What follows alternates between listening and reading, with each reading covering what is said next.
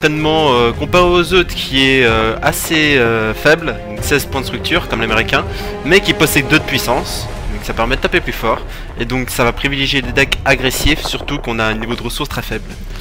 Et donc on va présenter un peu les cartes qui sont présentes dans ce deck, donc comme les autres il y en a 8. Donc une artillerie, 2 chars légers, un chasseur de chars et 4 ordres, dont 2 d'escadron. Donc on va commencer par les escadrons qui sont à gauche, à savoir le transmetteur 1 PD, un escadron qui est de rang 2, qui coûte 2 de ressources et qui permet de donc subir les coups. Et l'avantage de ce petit escadron avec les Allemands, c'est que la puissance est au moins des 2-2. Donc au lieu d'avoir un escadron à 1-6, ça permet d'avoir un escadron à 3-6, donc pouvant subir 3 de dégâts. En comparaison de l'escadron de base, qui est un 2-7, c'est-à-dire que ça permet de subir 2 dégâts au lieu de 3 par rapport à cet escadron là, mais il a un point de structure en plus. Après il coûte plus cher, ça coûte 4 alors que celui-là coûte 2, donc c'est un bon investissement, sachant que c'est un rang 2, ça coûte que 3 en puissance. C'est une bonne carte à prendre dans ce deck là. C'est pareil pour le télégraphiste, hein, par rapport à un deck offensif, c'est un 1-4 qui ne vaut que 2, qui est une carte de rang 3, donc c'est un petit problème. Donc quand on compare par exemple à la soviétique qui est une 1-4 également mais qui n'est que de rang 2, c'est sympathique. Sa capacité spéciale permet de recevoir un peu moins de dégâts de la part des canons automoteurs sur notre QG. C'est une capacité intéressante, mais bon, c'est une carte quand même assez sympathique vu qu'elle coûte que 2, même si comme j'ai dit la soviétique coûte 1. Après, il faut penser que au niveau des positions, l'escadron de transmission est pris par les 3-9 américains. Donc faut faire attention si vous mettez ces deux cartes là.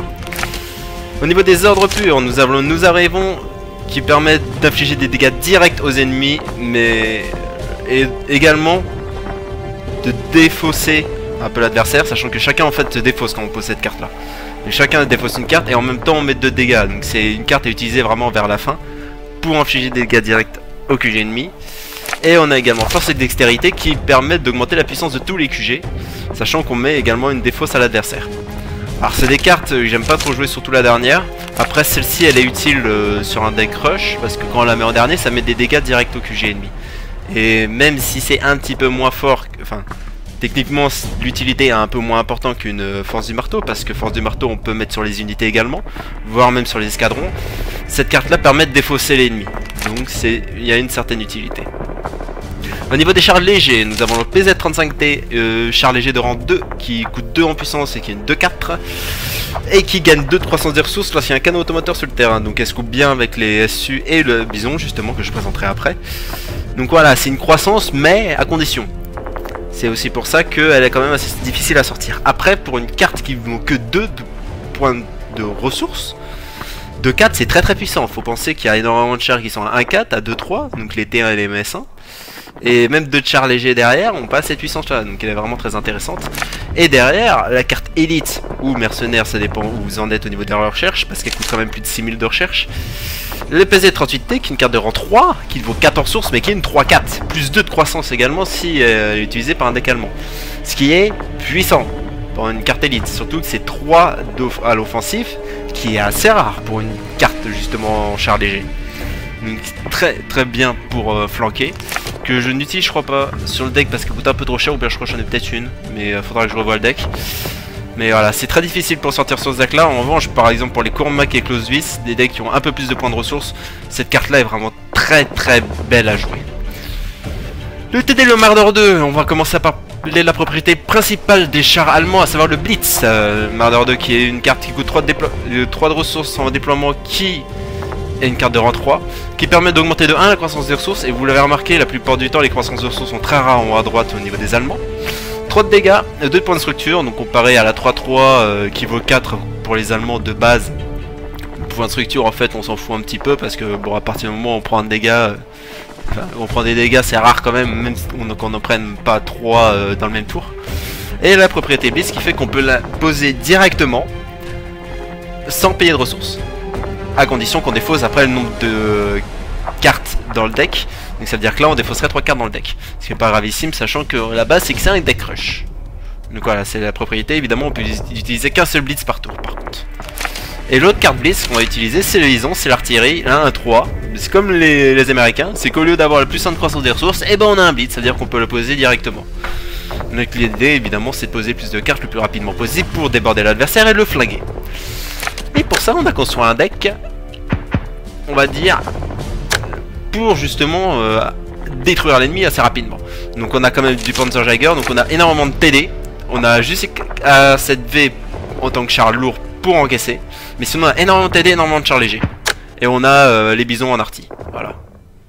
Il n'y a pas d'autre chose, voilà, c'est...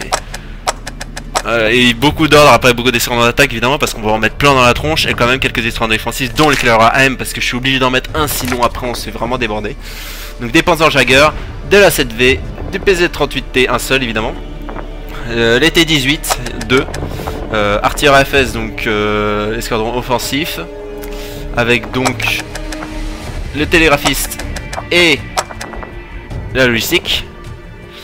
Les points d'acier, donc ça c'est pour donc ça c'était les frappes du marteau, donc on remet en point d'acier, ça permet d'infliger 2 dégâts au QG à l'unité. Alors les PZ2 c'est une carte que je vais montrer mais qui est disponible en fait pas ici, qui est disponible en fait assez rapidement sur le Unterbug. Donc il y a une carte qui permet d'infliger 2 dégâts lorsqu'elle est détruite et la propriété défense qui permet d'encaisser les dégâts, c'est pour ça que j'utilise. Après ça peut être remplacé par des soins. Donc voilà, il y a plusieurs solutions sans utiliser cette carte là. Donc les T-18, l'artilleur, donc l'escadron offensif, les mardeurs 2 j'en ai 2, les bisons j'en ai 3, un petit T1 light, parce qu'il faut, de toute façon il en faut 42 cartes, donc il faut quand même avoir quelques chars légers et quelques chars de rang 1. Donc les transmetteurs pour de la défense, et nous arrivons, donc il y en a 2 pour infliger des dégâts directs, pas plus, parce que si on en a 3, des fois on en a 2 au même moment et c'est pas très utile. Donc PZ-35T, il y en a 3, évidemment, vu que c'est une carte léger très puissante. Mon télégraphiste, j'avais dit que j'en avais 3. Soutien au faux, donc ça permet de piocher et de redonner des points de structure à notre base. Très utile, on en a 2. L'extracteur, vu que c'est des chars qui coûtent pas très cher, c'est des 2-2 qui vaut. Voilà, qui permettent vraiment d'être mis rapidement et de faire des dégâts assez rapidement. Et donc les PZ2 qu'on a déjà présentés avec la logistique, donc ça c'est. L'escadron offensif soviétique que j'avais présenté lors de mon première présentation de deck. Et on va faire une petite partie, j'ai oublié, au niveau des équipements on se comprend, donc on a la formation, le repositionnement et les ressources d'urgence. Et donc on va essayer de rencontrer un adversaire au niveau de ce rang là, donc 120 de puissance, c'est un deck qui requiert beaucoup de puissance par contre. Soit vous prenez les cartes de base, ou bien alors soit vous mettez le paquet. Entre les deux c'est difficile contre des soviétiques avec des AT2, qui ont camouflage ou d'autres styles de deck comme ça, parce qu'ils ont plus d'escadrons défensifs et c'est très dur d'aller agresser l'adversaire. Et avec un Training Slagger vous êtes en retard en ressources, donc si vous mettez la pression dès le départ, vous montez pas en ressources, et si vous montez pas en ressources, vous pouvez pas gérer un adversaire à ce niveau là. Et donc on a un Training Slagger contre Training Slagger, donc deck offensif de chaque côté, et donc l'idée ça va être les mettre en plein dans la tronche, tout en ayant quand même de quoi résister un petit peu. On a de quoi résister un petit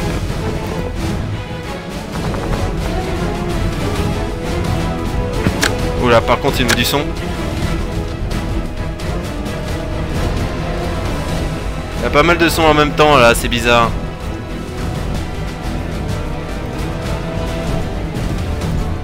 Pourquoi j'ai 30 000 sons en même temps là? Qu'est-ce que c'est que ce bordel? Alors j'aime bien, j'ai aucun son sur mon audio, mais je sais qu'il y en a. Bon bah tant pis, on va couper le son, hein, vous entendrez rien de votre côté. Mais waouh. Ah c'est impressionnant.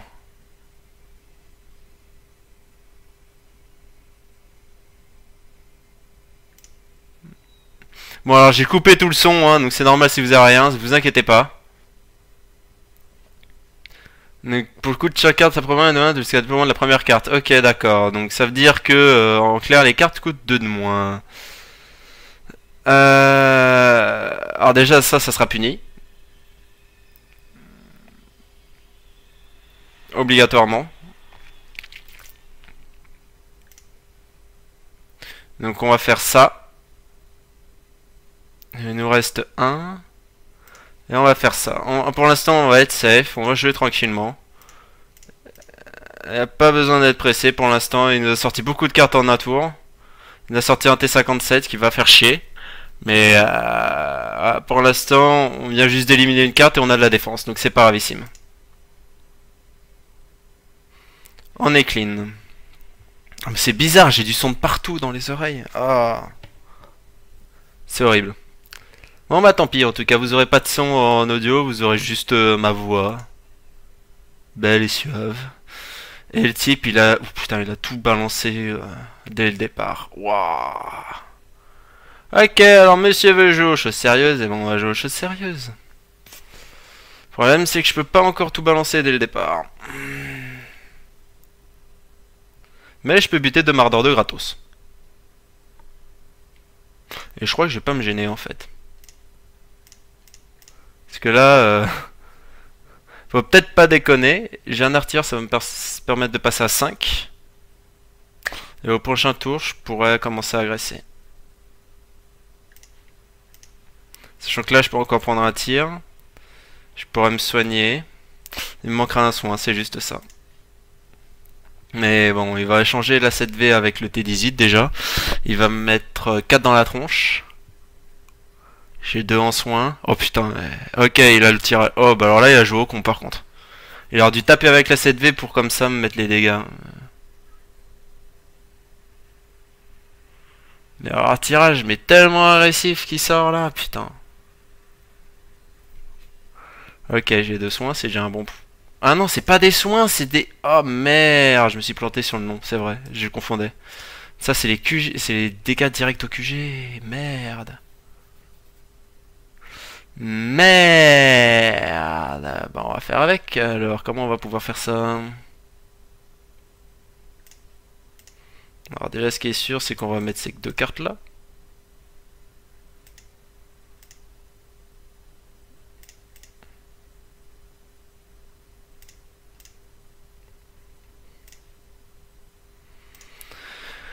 Ah mon dieu. La connerie que je viens de faire. 3, 5, 7, 9.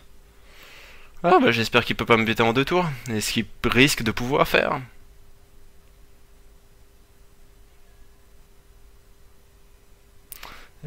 BT2 qui va me mettre K dans la tronche. Ouais, mais c'est des decks où on a plusieurs choix pour taper. Il a joué sans aucun escadron défensif et il va gagner comme ça, putain. Et j'ai pas de chance, j'en ai 4 quand même. J'ai juste eu un soin. Ouais, j'aurais dû repiocher en fait, j'ai confondu au niveau des cartes. Je pensais que j'avais un soin avec une pioche, mais en fait c'est des... Je me suis un peu piégé par le nouveau nom des cartes en fait.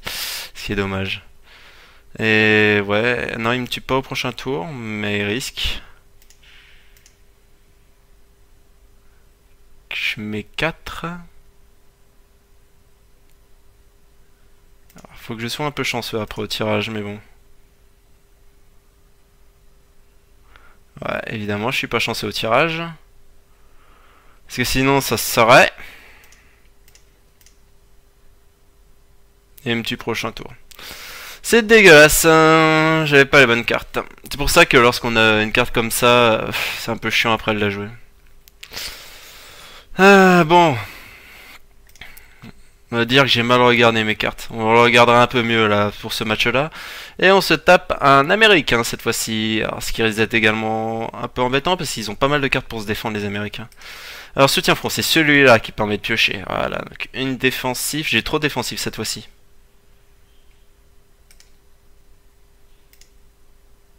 Après j'ai un PZ38T, mais j'ai beaucoup trop de défensive en fait. Donc on va repiocher. Parce que là, j'ai 3 cartes défensives, alors que normalement les decks américains ne sont pas prévus pour être offensifs. Les soviétiques encore pourquoi pas, mais les américains sont normalement doivent être construits pour justement avoir le board et pas pour être offensifs. Mais c'est vrai que le Training Slagger c'est le deck où j'ai le plus de difficultés au niveau des decks de base. J'ai du mal à le construire. Il a un deck pour il a utilisé une carte pour diminuer le point de niveau des ressources au sol là, de 1. Ce qui m'emmerde un petit peu parce que je vais pas pouvoir l'utiliser moi en tout cas pas sur ce tour là. Donc on va éviter de mettre un escadron maintenant. On mettra autour d'eux. Sachant que j'ai 2 escadrons défensifs encore et un offensif. Mais sur ce tour-là, on va jouer Mordor 2 T18. Mais même pas le Mordor 2 parce qu'il a un appui, donc ça veut dire qu'il pourra mettre des dégâts directs. On va juste jouer le T... Ouais, mais le T18 si je joue tout seul, il est... Ah, je vais être obligé de jouer l'escadron. Je suis obligé parce que si je sors... Non, je peux sortir le bison par contre en blitz. Ça c'est pas un problème. Parce qu'il peut me mettre 2 dégâts directs. En tout cas j'ai mis 4 dans la tronche au premier tour. C'est assez sympathique pour ça lui en tout cas. Avantage du blitz. Mais je peux pas sortir un Mordor 2 comme ça. Parce que si je le sors comme ça, bah il me le tue. C'est aussi simple que ça en fait. Je peux pas le sortir parce que appui, bim, au revoir mon TD. Et j'ai besoin quand même de garder un minimum de char en vie. A7V, présence, qui est pas trop mal. On va monter le bison déjà. On va continuer de mettre 4 dans la tronche, hein, vu qu'il se défend pas. Et on va mettre la 7V au sol pour pouvoir tanker. Le Mordor 2, on le garde en réserve. Et déjà 8 le bonhomme. C'est pour ça que c'est peut être très très rapide si on a les bonnes cartes avec des decks avec un deck allemand. En 4-5 tours ça peut être plié s'il n'y a aucune défense. Et ça s'est vu hein, match Training Slagger, ça n'a pas duré longtemps. Hein. C'est aussi pour ça que j'en fais un deuxième. Hein. Mais voilà, c'est des decks très très offensifs et ça va très vite. Hein. Comparé à un deck américain soviétique, on peut faire un match en 20 minutes. Hein. M3 Stuart qui me respot mon bison, mais qui va être détruit normalement s'il le focus. Et il a mis pas mal au sol là par contre. Ouais, il va le focus. Et avec l'appui s'il vous plaît messieurs.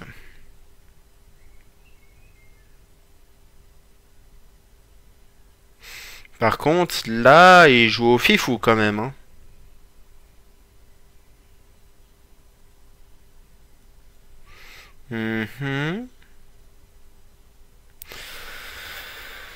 Thruster t'as pris 2, le Mordor a pris 3, bah il va prendre dans la tronche hein, de toute façon. Et il a intérêt à avoir un escadron défensif au prochain tour. Ou bien alors un soin, quelque chose, parce que sinon il risque d'être un peu dans le dur.